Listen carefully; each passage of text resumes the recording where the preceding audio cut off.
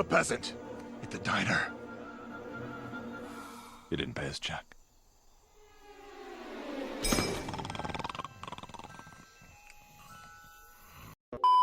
Hello, and welcome back to the Women's Fellowship 40-Day Bible Study.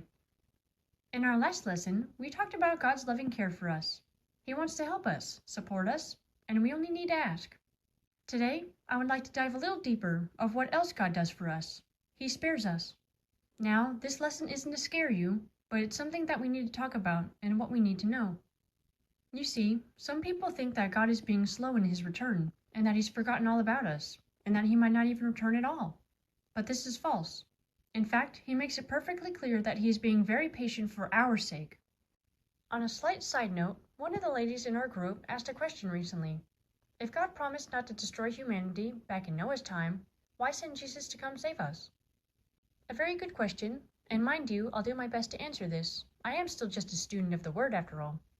God promises not to destroy the whole earth with a flood ever again back in the Old Testament, specifically in Genesis 9. I hereby confirm my covenant with you and your descendants and every living creature on earth. Never again will floodwaters kill all living creatures. Never again will the flood destroy the earth. Genesis 9:8-11. And then God gave his sign, a rainbow, of his covenant, his promise, that goes down to all generation, and which we can see today. Along the way, and numerous of times in the Old Testament, God is angry with the human race because of their horrible sin. It took quite a deal of patience for God not to destroy us all, not using a flood anyway, with many important Bible figures pleading for his restraint. Jeremiah says in Jeremiah 10:24, "So correct me, Lord, but please be gentle. Do not correct me in anger, for I would die." We are only humans. In Exodus, God informs us that he has spared us for one reason, to show his power all through the earth, and that we can share about his importance from generation to generation. Humans sinned a lot, doing unspeakable things in the Bible and to this day.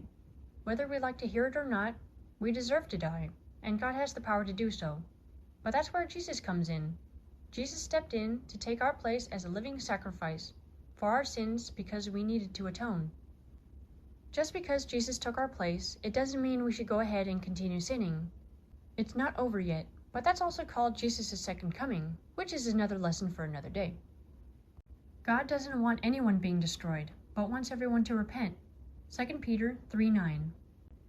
God's purpose in sparing us has expanded, to display his power and to give us more time to find our way back to him. In 2 Chronicles, he tells us that he searches all the earth to strengthen those whose hearts are fully committed to him. I myself will search and find my sheep. Ezekiel 34:11. Turn to me now, while there's still time. Give me your hearts. Come with fasting, weeping, and mourning. Joel 2:12. This means come as you are. You don't need to wait until you finish tying loose ends to go to God. So why wait? Go and present your case to God. Let us review the situation together.